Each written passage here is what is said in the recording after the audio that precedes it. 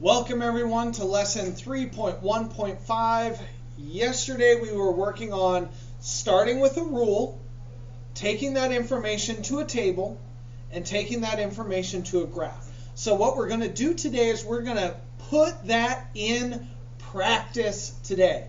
Yesterday was all the mathy stuff that you need to do so that you can do this real world problem today. I think this problem is hilarious. So here we go. Today, how can I graph it? We're going with graphs, tables, and rules. Problem 3-43, good tipper. Mr. Wallace needs your help. He's planning to take his new girlfriend out to dinner. Isn't that romantic? Look at Mr. Wallace right here. It looks like they are having some cake for their date. Man, that is a big cake. If I was going out on a date, let me tell you, I would want a cake that big. That is awesome. Way to go, Mr. Wallace.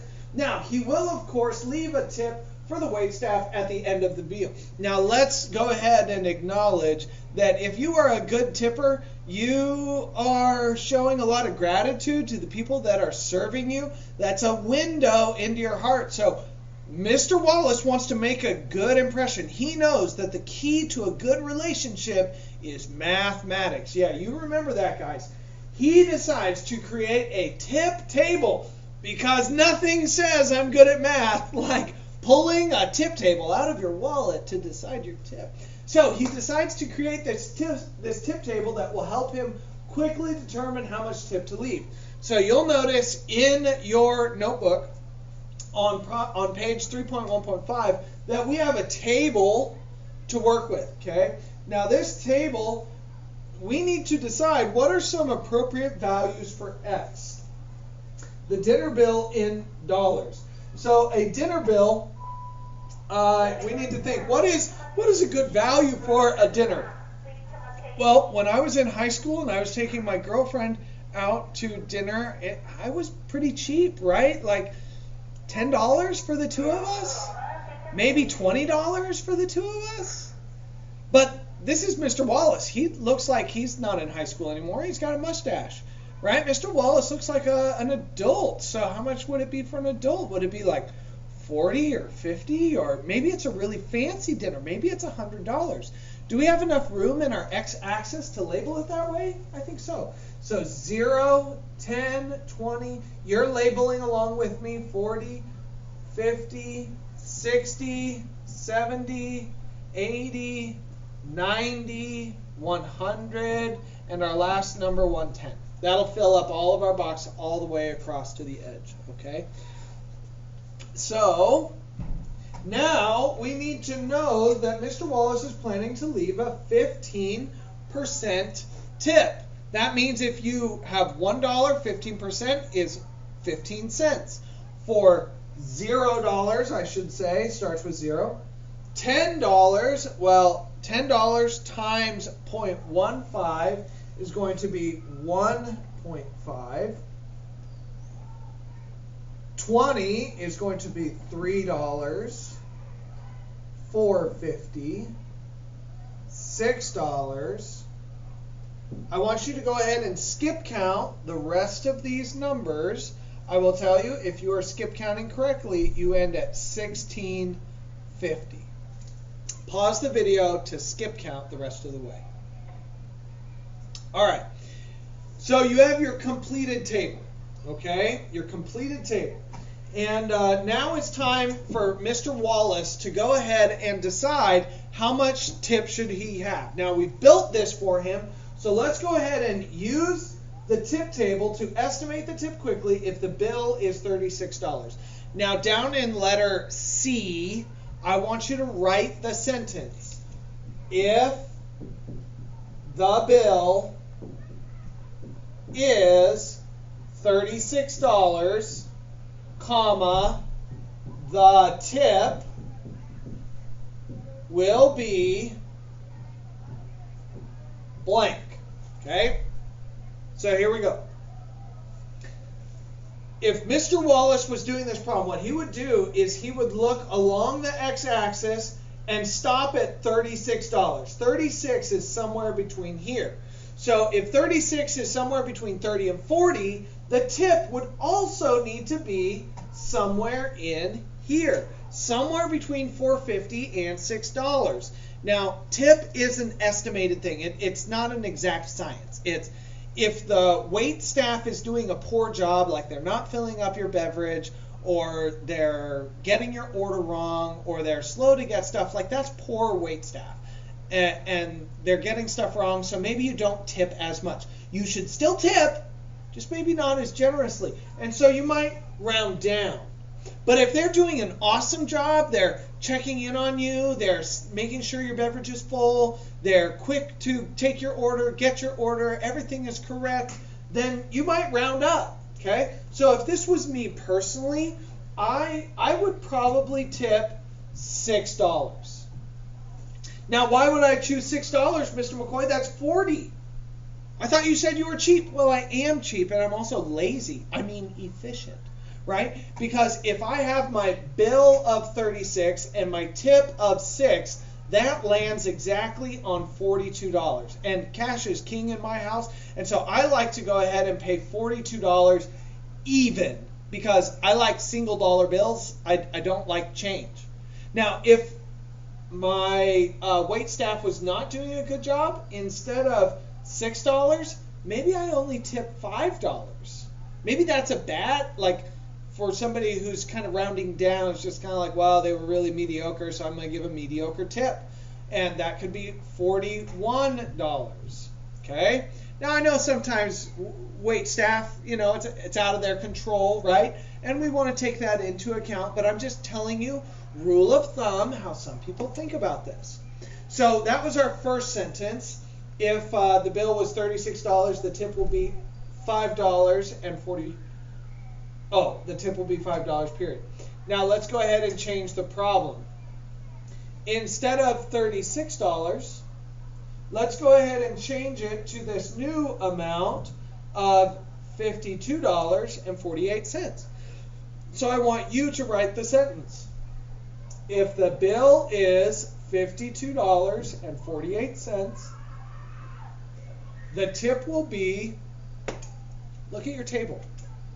Write an answer on the line. Go ahead and pause the video now so you can complete that sentence.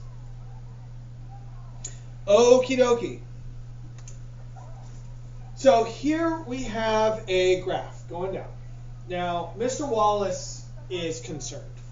Mr. Wallace was kind of struggling with the table, and he wants to make sure that he, is at his best for his date with his new girlfriend. He wants to, make sure that he's good at math. So he decides that he's going to go ahead and make a tip graph, okay? Tip graph. So let's go ahead and talk about the two variables that we're dealing with in this problem. The waiter or waitress brings you the bill. They bring you the bill. That's going to be the x-axis. By the way, this is in dollars. Bill, and this is going to be known as the independent variable. Independent. It is independent of everything else. It came first. It is the cause. It is the action that all of us are dealing with this. Because of the bill, we have a tip, okay? So in this problem, the bill is the independent variable, okay? And over here, we would put tip. And this is also in dollars. However, this is the dependent variable. Dependent. Let's start down here. Dependent. Okay? Now, the bill would not always be the independent variable. It could depend. Because, see, if I had number of guests, right? Number of guests could be an independent variable, and the bill would be the dependent variable because the number of guests determines the amount of bill. If you have 0 guests, you're going to have 0 bill. If you have 2 guests, your bill might be, whatever.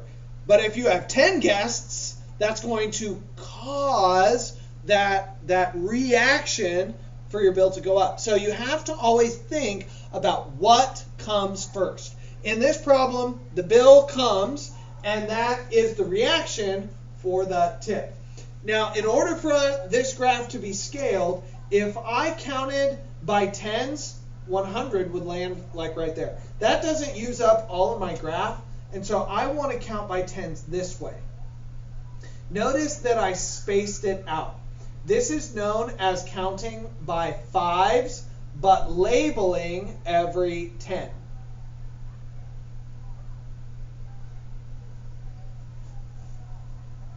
Pause the video to finish scaling your x-axis. On my y-axis, I notice that my tip goes all the way up to 16. So I'm going to count my graph by 1, but label every 2. 1, 2, 3, 4, 5, 6, 7, 8, 9, 10, 11, 12, Mr. McCoy, 13, 14, 15, 16. There we go. Okay. Now this problem, we have our data. Okay, and you need to plot all your points in a minute, and let's ask ourselves the question. Is this a continuous graph or is it discrete? Is there information between the dots? So let me go ahead and plot 0. Let's make this dot a little bigger, Mr. McCoy. 0, 0, 20, 3, 40, 6, 60, 9. There's a couple. Okay, and you are graphing all of your points today. And then we are going to draw a solid line. I started poorly. There we go. Okay, you're going to make sure that all of your points land on a line. Okay, pause the video, plot your points, draw your line. All right, final question regarding the graph. If Mr. Wallace's bill was $45, so you'll notice letter E down below, letter E. If the bill was $45, how much is the tip? Same thing, but I want you to go ahead, letter E, write the sentence. If the bill is $45, the tip will be about this much money. Do that now. Pause and write. Okay, concluding sentence, the whole purpose of today. Okay, this problem followed the rule y equals 0.15x. Whatever the bill is, you multiply it by 0.15 and you get the tip. I'm a rule person. I see rules. I see the math. I do math quickly in my head. I'm a rule person. Okay, but maybe you're not a rule person. Maybe you saw the graph really well.